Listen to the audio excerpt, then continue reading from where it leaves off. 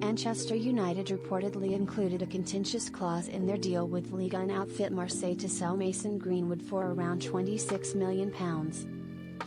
Earlier this month, Man United sold Greenwood to Marseille for a fee in the region of £26 million.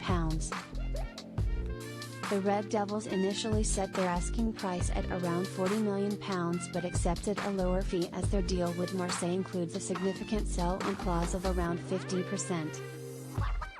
Greenwood's last appearance for Man United came at the start of 2022.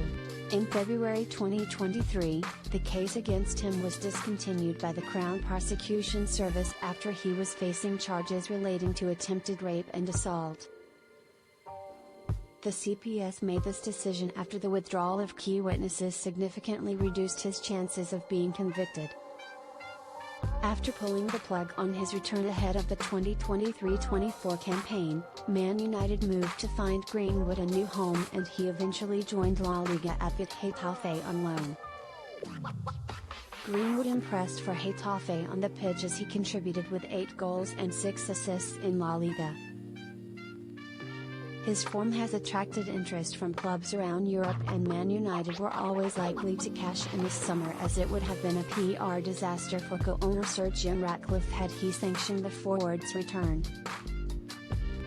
According to a report from The Telegraph, clubs in Premier League and around Europe registered interest, but the player and his family were clear that Marseille was their preference. It is noted that a buyback clause has been included in the deal. This could be perceived as somewhat contentious, but they are keen to point out that his chances of making a return to Man United are very low. There is also a buyback option in the agreement with Marseille. These are fairly routine nowadays where the sale of academy graduates or young talents are concerned but, given Greenwood's history, the decision to include a buyback clause could be perceived as somewhat contentious.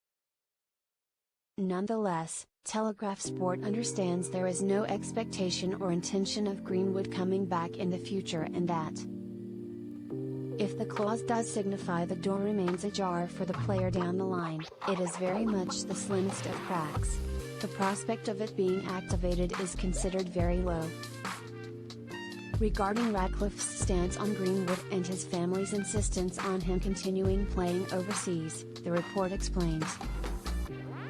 When Sir Jim Ratcliffe finally acquired a minority stake in the club in February, the Ineos billionaire was clear that he and his team wanted to review the Greenwood case with a fresh set of eyes and an open mind and assess all the different factors and considerations at play before making a final decision on the player's future.